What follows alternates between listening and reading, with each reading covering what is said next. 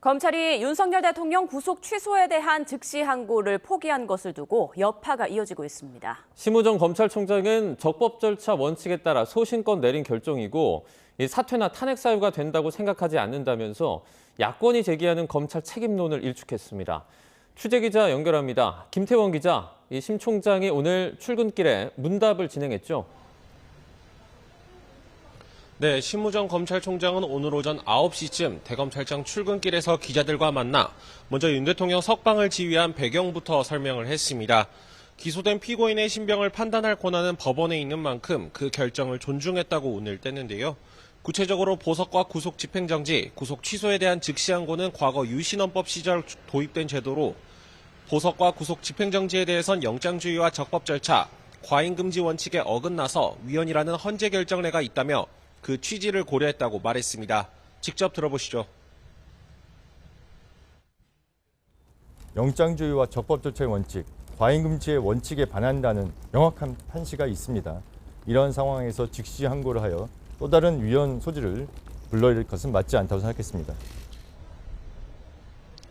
다만 구속기간이 지난 뒤 윤 대통령이 기소됐다는 법원 판단에 대해선 법원과 검찰의 실무 관행과 맞지 않아 전혀 동의하기 어렵다고 말했고요. 윤 대통령에 대한 공소기각 가능성이 커졌다는 관측에 대해선 여러 논란에 대해 본안에서 적극적으로 다투도록 지휘했고 철저하게 공소를 유지하겠다고 말했습니다.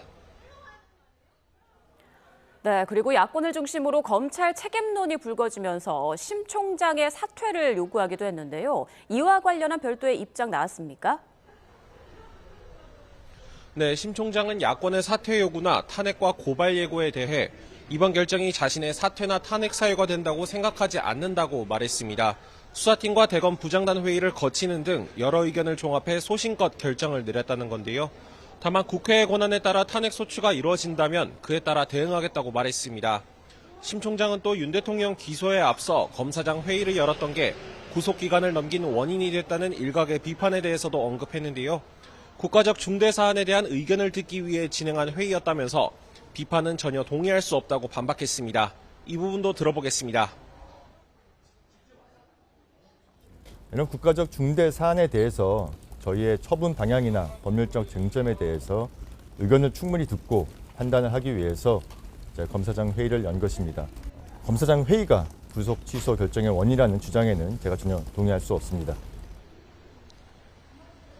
이 밖에도 심 총장은 이른바 공수처 책임론에 대해선 다른 기관의 책임에 대해 말씀드리는 건 적절하지 않은 것 같다며 말을 아꼈습니다.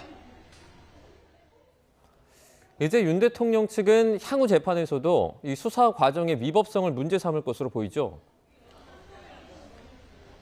네, 앞서 윤 대통령 측은 어제 입장을 내고 법원의 이번 결정이 단순히 구속기간 계산의 문제가 아니라 내란 몰이 세력에 대한 경고였다고 주장하면서 여론전에 돌입했습니다.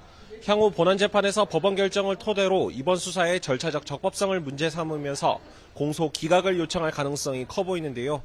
다만 법원이 공소기각 판결을 하더라도 기판력과 일사부재리가 적용되지는 않는 만큼 윤 대통령은 내란죄로 다시 기소될 수 있습니다.